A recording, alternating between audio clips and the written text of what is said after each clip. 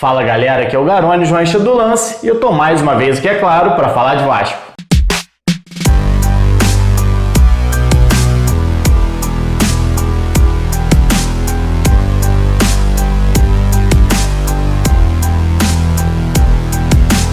O Vasco tem um novo lateral direito para a temporada 2020. Trata-se de Léo Matos, de 34 anos de idade. Não foi anunciado oficialmente pelo Vasco ainda, pelo menos não enquanto eu gravava esse vídeo aqui, mas já deu entrevista como jogador do Vasco, já se despediu do PAOK, time da Grécia que ele vinha atuando nas últimas 5 temporadas. Então é questão de tempo do Vasco realmente confirmar a contratação desse jogador. E você sabe, se tem reforço chegando no Vasco, tem análise aqui no canal. Então se você está passando aqui pela primeira vez, já se inscreve, ativa o sininho porque vai ter análise do Caracas, também adversário do Vasco na Sul-Americana. Devo soltar lá para segunda-feira aqui no canal. Deixa o like se você gostar da análise, se você gostar do meu trabalho, e dê seu comentário também. Você acha que a lateral direita do Vasco era uma prioridade de reforço? E eu já começo a análise, na verdade, respondendo essa minha pergunta que eu deixei para vocês. No início do ano, eu não achava que a lateral direita do Vasco era prioridade em relação ao reforço. É claro, se você puder reforçar todas as posições, melhor, mas eu achava que tinham outras à sua frente. O Vasco ali no início da temporada tinha o Pikachu, apesar de ter tido uma queda de rendimento na última temporada, mas era um jogador dentro do mercado nacional, uma boa opção. Tinha o Cláudio Vinck, que jogou poucas partidas pelo Vasco desde que foi contratado, mas tinha uma outra característica, por ser um jogador um pouco mais alto, tinha bola parada, mas acabou indo para Portugal. Tinha o Rafael França, que acabou não sendo aproveitado nesse elenco, e o Caio Tenório. Como eu falei aqui, o Pikachu não vive um bom momento, já não viveu no ano passado, em 2020 caiu ainda mais de rendimento. O Vinck foi para Portugal, o Rafael França não vem sendo aproveitado e só sobrou o Caio Tenório praticamente sendo titular nos últimos jogos, e é um jogador com uma característica muito parecida com a do Pikachu, principalmente fisicamente.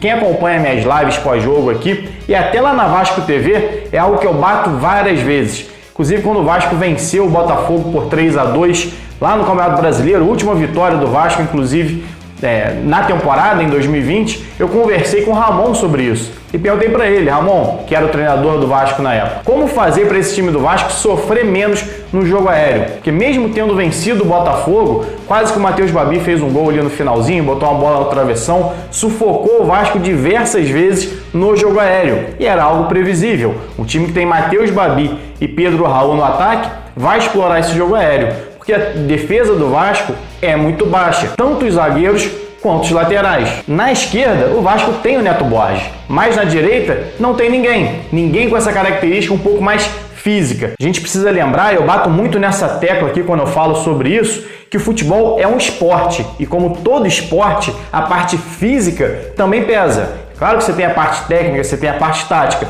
mas se fisicamente o jogador não tiver condições de acompanhar outro, por exemplo, seja na velocidade, na altura, na impulsão ou até no choque físico, ele vai levar desvantagem, como o Caio Tenório levou desvantagem, por exemplo, com o Matheus Vital, que sequer é um jogador muito forte na partida entre Corinthians e Vasco. Ser mais forte, ser mais alto pode não te dar garantia de ser a melhor opção para a posição, mas é importante o treinador ter dentro do elenco jogadores com características físicas diferentes e até técnicas para poder variar. Aconteceu contra o Internacional, por exemplo, que levou vantagem em várias bolas aéreas. É o time com mais gols de cabeça no Campeonato Brasileiro. Não marcou sobre o Vasco porque o Fernando Miguel defendeu algumas, mas criou chances. E o Léo Matos, a meu ver, chega exatamente para preencher essa lacuna. É um jogador de 1,82 m, já vi alguns sites falando também em 1,84 m, mas enfim, é um lateral com mais de 1,80 m e que é muito bom no jogo aéreo. Infelizmente a gente não tem acesso às estatísticas do campeonato grego, com desarmes, cortes, bola aérea, duelos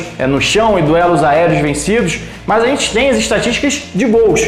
E apesar de ser um critério mais ofensivo, isso mostra muito bem a característica dele no jogo aéreo. Em 166 jogos pelo PAOK, ele marcou 26 gols. E eu fiz um raio-x exatamente desses 26 gols. Na verdade, fiz de 23, que foi o que eu consegui encontrar na internet para entender como que ele marcou esses gols. É um jogador que bate pênalti, como bate o Pikachu, por exemplo. É um jogador que cobra faltas, como era Orlando Lelé, que é o lateral mesmo que mais fez gols pelo Vasco. Se a gente considerar que o Pikachu fez muitos gols atuando como meia, o Orlando Lelé é o lateral com mais gols, lateral direito com mais gols na história do Vasco, com 31. E eu descobri que desses 23 gols que eu analisei, 18 saíram através de cruzamentos, sendo 13 deles de cabeça. E como eu disse aqui, não é uma questão só por ser mais alto. É um jogador de 1,84m ou 1,82m, como diz algumas fontes, jogador com mais de 1,80m. Ou seja, não é um tanque de 1,90m. O que me impressionou mais nele foi a movimentação, a forma como ele agride a bola nessa jogada aérea. Inclusive, separei esse gol aqui que ele marcou contra o Ajax de cabeça,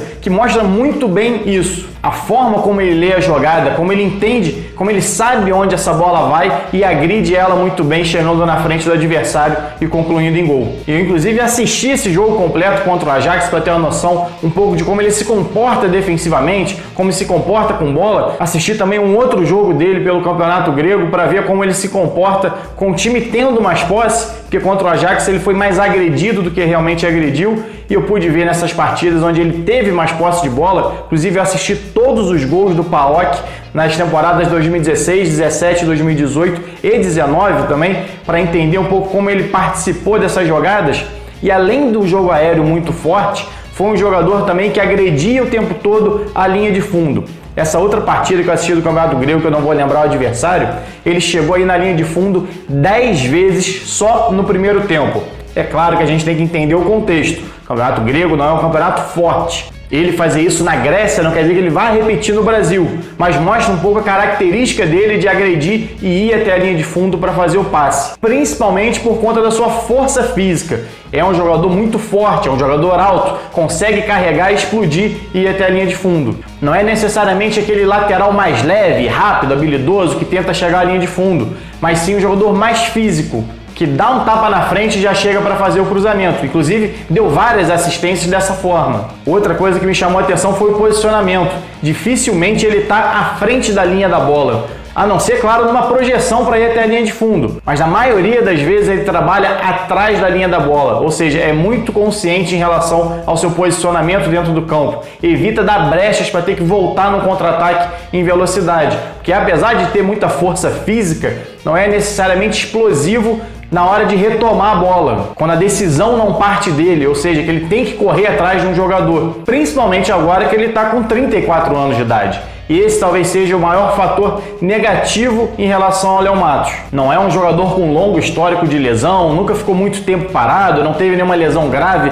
de romper ligamento, pelo menos pelo que eu pude apurar, mas desde a volta do futebol após a paralisação em razão da pandemia, ele só atuou em 3 jogos dos 10 que o PAOK entrou em campo e foi substituído nos 3 em que ele atuou. E ele vinha sendo até então um jogador titular incontestável da equipe, querido pela torcida, ídolo, chegou a ser capitão inclusive em alguns jogos, até foi titular nos últimos jogos, inclusive no último pela Liga Europa, mas parece vir reduzindo aos poucos sua minutagem em campo. Não sei o motivo exato, não sei se por opção do treinador, não sei se chegou uma nova opção para ganhar a posição dele, inclusive um outro brasileiro que vem atuando lá, o Rodrigo, é outro lateral de 27 anos, vinha ganhando essa posição ou entrando ao menos na vaga dele, mas isso é claro um fator que pesa. Mas isso é claro que é algo que o departamento médico do Vasco vai ter que ver, analisar com calma para ver as condições físicas em que ele chega. Como eu disse, não é um jogador com longo histórico de lesão. Se teve algum problema, alguma dificuldade durante essa paralisação, pode ser que seja resolvido rápido. Há um ano ele estava jogando contra o Ajax na Liga dos Campeões, ou seja, atuando em alto nível contra adversários difíceis. Inclusive a partida foi 2-2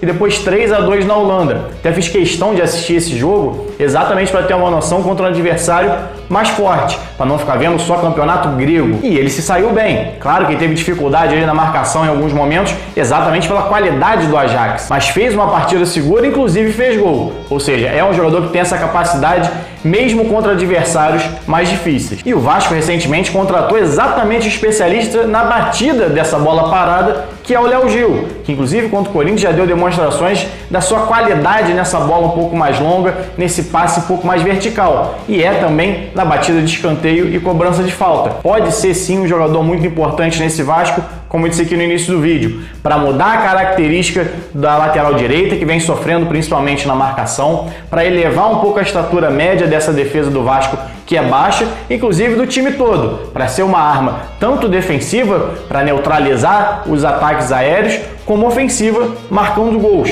A média dele é muito alta e é exatamente nessa questão da bola aérea. Não é um jogador que bate falta, não é um jogador que bate pênalti. É um jogador que faz gol exatamente entrando dentro da área adversária e chegando para cabecear com muita qualidade. Agora é ver e torcer se ele vai repetir isso com a camisa do Vasco. Bom, galera, minha análise é essa. Espero que vocês tenham gostado. Deixa o like aqui no vídeo, se inscreve no canal e deixe seu comentário também sobre o que você achou dessa contratação do Léo Matos. Bom, galera, é isso. Saudações e até a próxima.